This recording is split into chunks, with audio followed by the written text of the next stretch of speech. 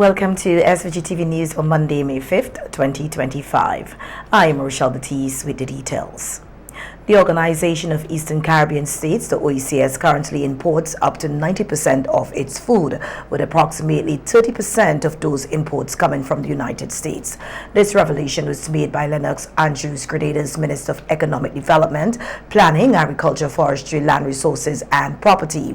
Minister Andrews described this high reliance on imported food as deeply concerning, especially for a region with fertile soils, abundant rainfall, and a young, healthy and productive population. He emphasized that the OECS has the natural resources and human capital to produce much more of its own food and reduce its dependency on external suppliers. He made the remarks during the opening ceremony of a special meeting of the OECS Council of Ministers of Agriculture held here on Friday at the Maya Suites Conference Room in Diamond. Our focus must be on increasing domestic production for domestic consumption and yet have enough for export. That must be our goal in the next 3 to 5 years. And there is no reason why we can't work together and produce enough. I think we have to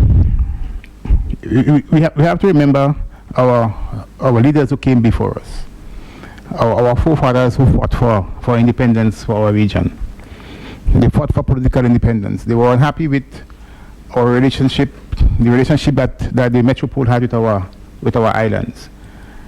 They were saying that we cannot continue to be mere suppliers of raw materials. And they took our raw materials and built their rich, powerful empire. At the same time, our countries remain poor and undeveloped. So they fought for independence because they had in mind, and they were committed enough, that after achieving that political independence, they have to work together to achieve our economic independence. And that economic independence means that as a people and as a region, we must be able to produce the goods and services that we consume, but also we have to be able to produce the goods and services that we consume, but we don't produce. We must have enough resources for that as well. And once we can achieve that, then we achieve our economic independence. And they developed that strategy that they call the ISI, Import Substitution Industrialization. Their view was that there are many things that we were importing in our region that we as a people can produce for ourselves. And why not we produce it? Andrews argued that the region should seriously reconsider an import substitution industrialization, the ISI strategy, to address its food insecurity and rising food import bill. And I think what we have to do now is to make that strategy, make it contemporary. That strategy that they implemented many years ago to some success. We are now in a position to bring new life. We have to rejuvenate that strategy, give it new life, make it contemporary, and this time make it work for us, for our people, and for our region. And the starting point is that we can no longer continue to have 90% of what we consume being imported. We have to make a gallant effort to bring that down as quickly as possible. The special meeting focused on enhancing food security, boosting intra-regional agricultural trade, and building resilience within the agriculture sector. The OECS has been under increasing pressure to localize food production as global supply chains become more volatile and food prices remain unpredictable. Calls for renewed investment in agriculture, agro-processing, and youth engagement in farming have also intensified across the region. Prime Minister Dr. Ralph Gonsalves, along with other leaders from member states of the Organization of Eastern Caribbean States, the OECS, will meet with U.S. Secretary of State Marco Rubio in Washington tomorrow. The meeting is expected to discuss issues directly related to the region, including tariffs, immigration policies, and other issues of collective regional importance. Recent tariff proposals by the United States will have a direct impact on the countries of the region, creating supply chain disruptions and inevitably a higher cost of goods for consumers. From Washington, the Prime Minister is expected to travel to London for a meeting to discuss an investment opportunity which he says will impact the country for the next 5 years. And the World Bank has reported that St. Vincent and the Grenadines is the second fastest growing economy in the region. The report indicates that this country has experienced consistent economic growth over the past 3 years, and the growth projection for this year is expected to reach 4.9%. In an interview with the Agency for Public Information, Minister of Finance Camilo Gonzalez said despite the onslaught of natural disasters, including the volcanic eruptions of 2021, the COVID-19 pandemic and Hurricane Beryl in 2024, the country's economy has managed to bounce back. He said the growth is attributed to the growing tourism and agricultural sectors, as well as prudent and sound fiscal management. St. Vincent and the Grenadines is continuing to demonstrate that visionary leadership, sound economic planning, strategic infrastructure investments, and a resilient private sector can drive sustainable growth and development. Our strong growth in tourism, expansion in construction, investments in agriculture, and steady recovery from La Soufrière, Hurricane Beryl, Hurricane Elsa, and the global effects of the COVID pandemic reflect the determination of our people and the effectiveness of our policies. We are determined to build an economy that is resilient and well positioned to capitalize on future developmental opportunities. Our small island economies are inherently vulnerable, and we will not compound or exacerbate those inbuilt vulnerabilities by relying on precarious or uncertain schemes like selling our passports. We are developing an economy that is fundamentally sound, nimble, and rooted in long-term investments. St. Vincent and the Grenadines projections are second in the region, only to Guyana, whose growth is expected to reach 10%. The Citizenship by Investment CBI program has the potential to significantly improve the standard of living for all Vincentians, according to Dr. Kishore Shallow, the New Democratic Party NDP candidate for North Leeward. Dr. Shallow, speaking at the official opening of the second NDP constituency office in North Leeward, reiterated his party's firm support for the CBI initiative. He stated that the program will be adopted and implemented in St. Vincent and the Grenadines should the NDP be elected to form the next government. He further explained that during a recent investment summit in Antigua and Barbuda, it became even more evident that the current ULP administration has denied the country millions of dollars in potential revenue by refusing to implement the program. 5% of $50 billion we are tapping towards a region. So what happened to St. Vincent? We are the worst? So we have a budget over the last few years of $6-point-something billion, but here we are refusing to tap into $50 billion like our colleagues. But Antigua and Barbuda alone, they have been generating over the last 10 years an average of $300 million annually. $300 million annually. That is what we have been missing out on. But yet, they want to fool you. The old clown want to trick you and mama guy you into talking about selling passport. This thing has gone way beyond that. The spill-off effect, the employment opportunities created by this, it is absolutely tremendous, and it will be a game changer. And when the New Democratic Party takes office, we are going to implement it. Dr. Shallow also outlined several development initiatives the CBI funds could support, including increased public sector salaries, improved healthcare services, educational upgrades, and job creation. It is going to help us to increase salaries so that when you look across Rosal, some of these houses, they are empty. People have migrated because they do not have opportunities in St. Vincent and the Grenadines. And so rather than losing our family and friends, we are going to ensure that our salaries here, that they are attractive enough so our people stay right here.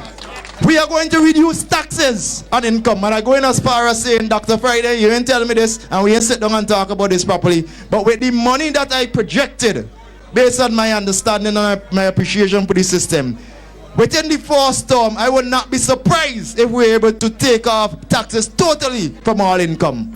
We are going to improve infrastructure for our people in this country. We are going to give you proper infrastructure, whether it's road network, improve them. We are going to develop the tourist sites, and we are going to develop sports academy and structure for the people of St. Vincent and the Grenadines. And I tell you, if they continue after this and still talking about the Citizen Super Investment Program cannot work, simply tell them because you can't do it, it doesn't mean the NDP can't do it. And if you know you can't do it, pack up your bags and leave. The Unity Labour Party government has consistently opposed the introduction of a CBI program. The administration has maintained that passports are not for sale and that errors associated with such a program outweigh the potential benefits. Dr. Sharla responded by suggesting that the government's position may stem from a lack of understanding of how the program can be safely and transparently implemented. Because he doesn't understand citizen investment, he refused to implement it. As one of his colleagues, regional leader, said to me, because he has his own form of citizen investment program, he don't want to structure it. It's not me who says so. It's not me who says so. It's one of his colleagues who said so. Right? So when he's telling you about selling passports and all kind of foolishness, it's either you accept you don't know and you shut your mouth, or you come and you be honest with the people. As the debate over the CBI program continues, it remains a key issue heading into the next general elections.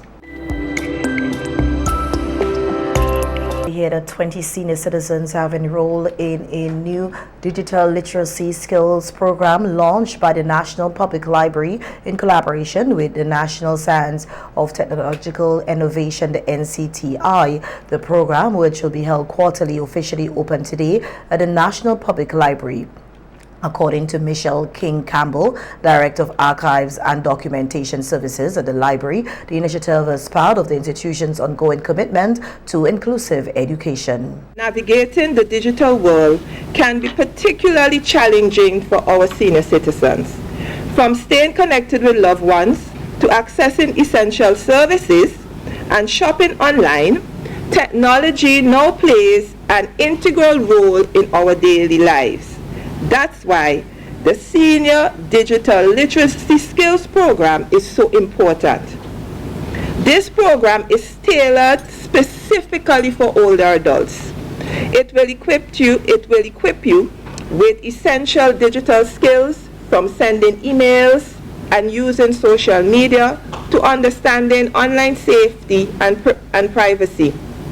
Our aim is to build your confidence, independence, and comfort with technology in a supportive and friendly learning environment. Petra Scams, Director of the NCTI, highlighted the relevance of the program in the context of the government's broader digital transformation agenda. He noted that older adults are often at risk of being excluded from these advancements. Currently, the government is on a move to try to digitize all of its services. So that is why now you get your light bill online, you get your water bill online, and quite recently I saw they develop an ATM card for the workers who help our streets stay clean, right? And you now don't go and pick up money, physical cash, at the police station anymore. They give you a small debit card. And what we have seen, myself standing in the line with these same persons who collecting the debit card, is that they ask someone who's standing in the line to help them. You know how dangerous that is? Because you're depending on the honesty and the goodness of people to make sure that they're being straight with you, and not everybody have your best interests at heart. Comes for the stress that digital illiteracy among the elderly can leave them vulnerable to various online risks. The way you fix vulnerability is by strengthening that particular area. And we have to be able to do that. Now, the funny thing about this is that when these things occur, you look and you check on your bank account and you see that it's not what it used to be. There is not much that you really can do about it after it's gone. It's a long, tedious process. And sometimes, in most cases, you as the victim end up being the worst of it and unable to recover. Persons have lost their pension, they have lost their 401ks, they have lost their whole life doing this. The program will be ongoing, and more senior citizens are encouraged to register at the National Public Library to participate in future sessions. Organizers hope to expand the initiative to include topics such as online safety, using smartphones, accessing e-government services, and staying connected with family through digital tools.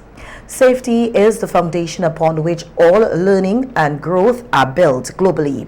The condition of being safe in school is recognized as a basic and essential requirement for all educational institutions. Speaking at the launch ceremony of Child's Month 2025, Minister of Education Curtis King emphasized that children are not only the future but also the heartbeat of the present. He said it is the Ministry of Education's responsibility to ensure that every child's educational journey is marked by safety, dignity, and opportunity. This initiative is a national program dedicated to creating secure, supportive, and inclusive learning environments in every corner of our country. Children who feel safe learn freely, dream fearlessly, and grow confidently. No child should live in fear, neither at home, in school, or within their community. We at the Ministry of Education will continue to work together with other ministries and stakeholders to eliminate violence, abuse, bullying, and neglect. Minister King affirmed that the government's commitment to universal access to education goes beyond classroom instruction. It includes creating a secure and supportive environment where teachers and students can teach, learn, and thrive. The Ministry of Education, therefore, pledges to continue to strengthen policies that protect our children and train our educators and caregivers to recognize and respond to their needs. To be strong is not just about physical health. It is about mental wellness, self-confidence, and the power of knowledge. Our schools must be spaces where children are not only educated, but also empowered. We are investing significant resources, including resources in counseling services, to create inclusive learning environments from preschool right up to post-secondary institutions of learning to ensure that every child, regardless of ability or background, is given the tools to thrive. He also underscored the importance of emotional and creative freedom in education, noting that children must be free to explore who they are, express themselves, play, imagine, and learn without fear or limitation. Let us encourage creativity, curiosity, and critical thinking. Let us listen to their voices and validate their their thinking. Their ideas today will shape the world of tomorrow. Children are not small adults. They have a unique way of seeing the world with wonder, innocence, and honesty. Do not rush them through their childhood. They are not meant to bear the weight of adulthood. Let them laugh. Let them play. Let them grow up with the joy and support they deserve. There's a quote that says, when children are safe, strong, and free, they don't just dream, they soar. The launch of Child's Month 2025 places a spotlight on children's rights and well-being, with special emphasis on building a school system that not only educates but also protects and empowers every child. And on radio today, Vadisha Brown, Director of Operations at the Safe Hands Early Childhood Center, said each district across St. Vincent and Grenadines will be hosting its own activities in observance of Child's Month 2025. This year, the month is being celebrated under the theme, Keep Us Safe, Strong and Free. We are children, let us be.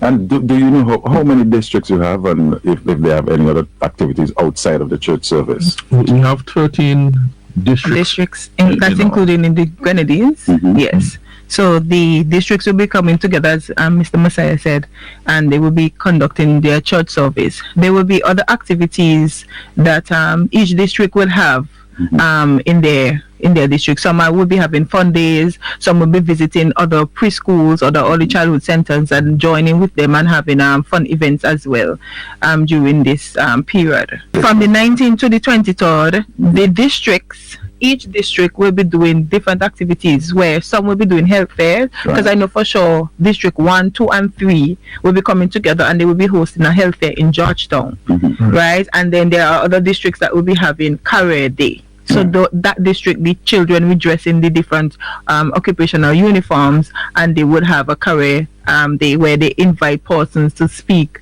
on the different aspects of professionalism. Brown noted that a key highlight of the month's events will be a children's expo, which was first introduced last year. She expressed hope that this year's expo will be given bigger and more engaging, with increased participation from schools, organizations, and the wider community. Last year, it was our first time doing the expo, different from the march and rally, and the feedback that we got was very great. It was different, it was unique. So this year we are expanding it again. We are doing it again, and this year we have someone new joining us. We have the World Pediatric Project that will be on board with us, because I know a lot of persons, a lot of parents do not really know how to access these kinds of services. So we will have them displaying this year with us. So along with that, we will have, as usual, Ministry of Mobilization, because it is where we are trying to collaborate with all of the ministries that to strengthen the bond for early childhood and children on a whole in St. Vincent and the Grenadines. We will have Ministry of Education, all aspects of it. So we'll have the early childhood, we'll have primary school, secondary school, tertiary, special education. We have on board with us this year OECS Paul. We also would have adult education. We'll have the library, because reading is important. As young as they are, reading is important. She also provided a preview of what attendees can expect at the event. Presentation from the ministry and so forth, and then while the parents are going around having access to the different booths to get information, there'll be little giveaways from some of our sponsors. We are planning to incorporate some games, little competition between children, the different persons that will be there, and stuff like that. We will have face painting.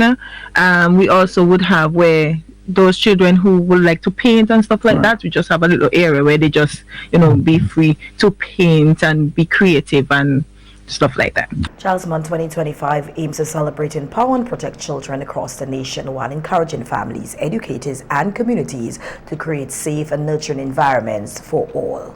The Girls High School marked its 114th anniversary with a special church service on Sunday at the Kingston Baptist Church, celebrating yet another milestone as one of the oldest educational institutions here in St. Vincent and the Grenadines. The church service forms part of a week-long activity organized by the school to commemorate the anniversary. Attendees at the church service were treated to a musical performance by students showcasing the school's continued emphasis on talent, tradition, and excellence.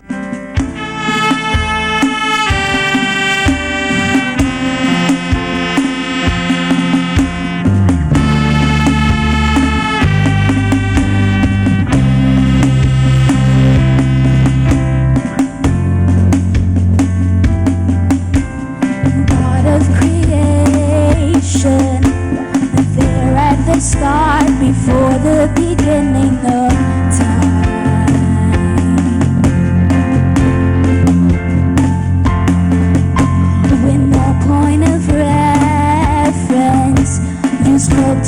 the dark and fleshed out the